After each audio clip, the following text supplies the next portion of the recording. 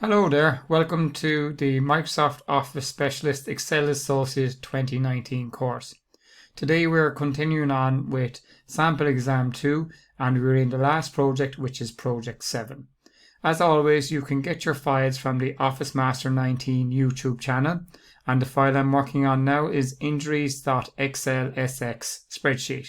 So I have the file open. So the first question is to hide the formulas in the worksheet. So you can now see that the formulas are here, and you can see the different formulas. So we basically just want to hide those. So you go to formulas, you click on show formulas, and that will actually hide them. So you see the formulas now hidden, okay?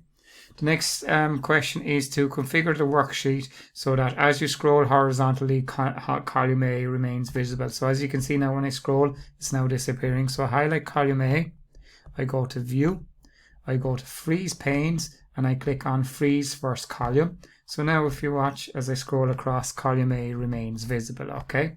The next question is to insert a column sparkline using columns B to D. So I click into column F, so into F2, I go to insert, I go to column, and then I click and select B to D. I click on the arrow, I click OK, and then I drag down, and now you can see you have your column sparklines there. The next question then is to clear the formatting from cell A11. I click into cell A11, I click on clear, and I click on clear formats.